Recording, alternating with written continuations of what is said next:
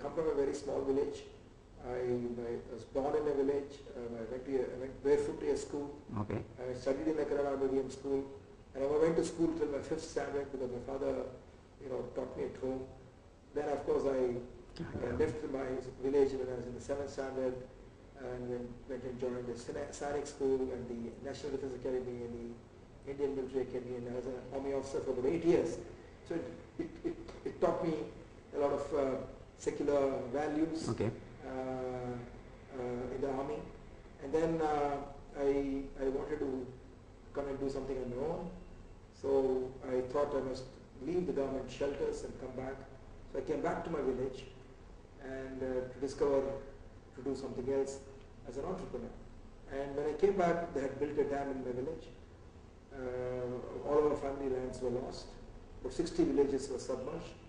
So wherever I went, the talk was what would they do? They had all become overnight emotional refugees, physical refugees. They had allotted land to my family in a very godforsaken place, 100 miles away. I bought a tent.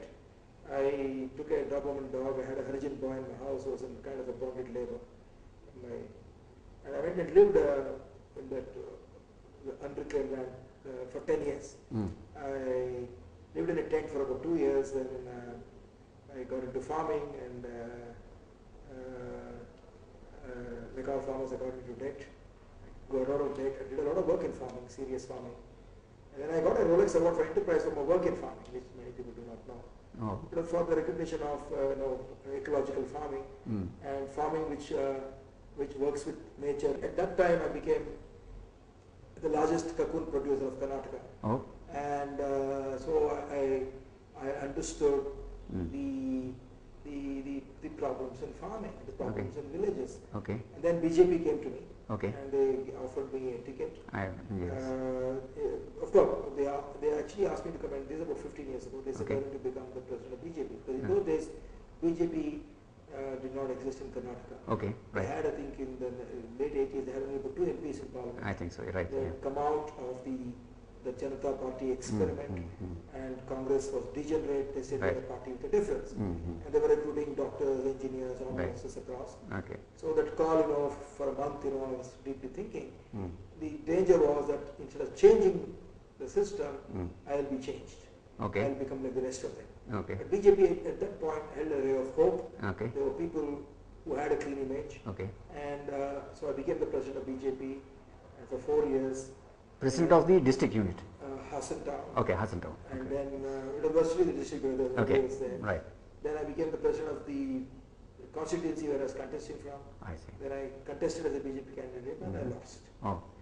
So I have been through that, and then of course I completely left politics and I came to Bangalore because my children were growing up and I was dividing my time between my farm and Bangalore. And I set up a lot of businesses in between because I moved to Bangalore.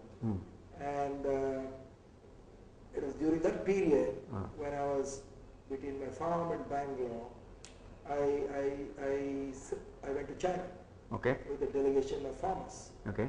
And I went there twice and basically to study Chinese farming and exchange of ideas. And I spent about a month in China, and deep in rural China. Okay. And what I saw in China completely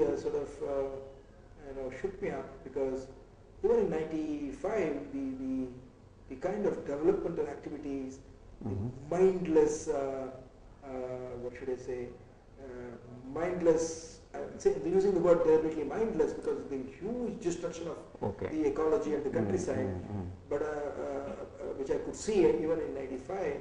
I wrote somewhere in some paper, but it was a method of creating infrastructure on a pace you can't even imagine. Even in Taluk headquarters, they're linking it up with highways, they're building multi-story buildings, they're building the hotel infrastructure, the social infrastructure. And I came back thinking, oh my God, I said, if China has embraced capitalism without abandoning communism, if the Russian state has collapsed, I mean, why are we like this? With my background of army, farming, and politics of 4 years, I said, I can harness all that energy, because the very day I lost, I was, with unbounded energy. Okay. And I said, cynicism is close to suicide. We had to build, we had to create. That is the only way we can get out of this morass. Okay. And as entrepreneurs, we can't be outside society. Right. No, you're the part of the problem. You are the part of the solution. Right. Because the politician is not he. It is Right. you in your mirror. Right. He has come out of us. Okay. And it is out of this mud. It is out Okay. of our blood that he is there. So he is as much a part of the problem and solution as I am part of the problem and solution. Mm-hmm. So there's no point sitting and complaining. You fight for it. At the same time, work with the government. Okay. And I said I must now pick up a line where I can make a difference. Okay. Where I can build something. Okay. And that's how this idea of the helicopter company came to me, because there were no helicopters in the public domain Okay. for charters, Okay. for construction, for infrastructure, for aerial mapping, for geophysical survey for mining, for Okay. oil companies, Okay. for aerial photography. And I knew that all these sectors will be opened up. Oh. Those were the very, very early days of Infosys. Okay. And I knew that India can't remain in isolation. I had this inextinguishable optimism in the country. Fantastic. I had this unbounded energy, Right. which I knew in my heart, in my bones.